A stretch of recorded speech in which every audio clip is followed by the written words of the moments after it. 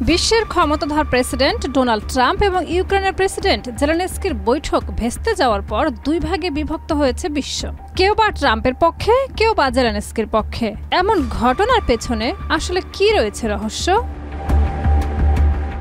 Hungary ছাড়া ইউরোপের প্রায় সকল দেশ ইউক্রেনকে সমর্থন দিয়ে চলেছে। কানাডা, জার্মানি, ফ্রান্স ও অস্ট্রেলিয়া ইউক্রেনকে সহায়তা অব্যাহত রাখার প্রতিশ্রুতি দিয়েছে। অন্যদিকে রাশিয়া ট্রাম্পের ধৈর্যের প্রশংসা করে এবং জেলেনস্কিকে তীব্র ভাষায় সম্বোধন করেছেন। মাঠের অলরাউন্ডার আমি, আর ঘরের অলরাউন্ডার টাইলক্স।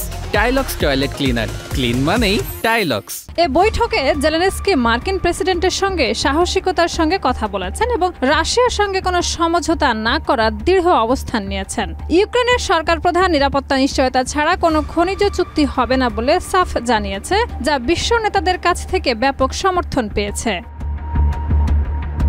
ফরাসি প্রধানমন্ত্রী জানিয়ে দিয়েছেন কিয়েভের প্রতি প্যারিসের সমর্থন অব্যাহত থাকবে। ইউক্রেনের সার্বভৌমত্ব ইউরোপের নিরাপত্তার সঙ্গে সরাসরি সম্পর্কিত বলে উল্লেখ করেছেন তিনি। কানাডার প্রধানমন্ত্রী জাস্টিন ট্রুডো বলেছেন ইউক্রেন দীর্ঘ ৩ বছর ধরে রুশ আগ্রাসনের বিরুদ্ধে লড়াই করছে এবং তিনি ইউক্রেনের পাশে থাকার প্রতিশ্রুতি দিয়েছেন। একই কথা বলেছেন ইউরোপীয় ইউনিয়নের প্রেসিডেন্ট, জার্মান চ্যান্সেলর, সুইডিশ প্রধানমন্ত্রী, পোলিশ প্রধানমন্ত্রী ও অস্ট্রেলীয় প্রধানমন্ত্রীও।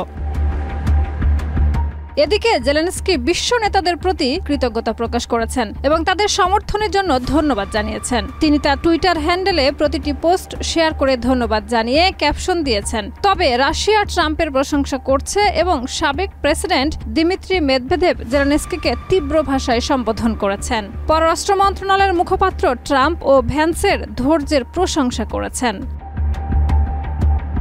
হাঙ্গেরির প্রধানমন্ত্রী ভিক্টর অরবান ট্রাম্পকে শান্তির পক্ষে অবস্থান নেওয়ার জন্য ধন্যবাদ জানিয়ে বলেন, শান্তি প্রতিষ্ঠা করে সবলরা, যুদ্ধ করে দুর্বলরা। মার্কিন প্রশাসনের সদস্যরা ট্রাম্পের ভূয়সী প্রশংসা করলেও ডেমোক্র্যাটরা তার আচরণের সমালোচনা করেছেন।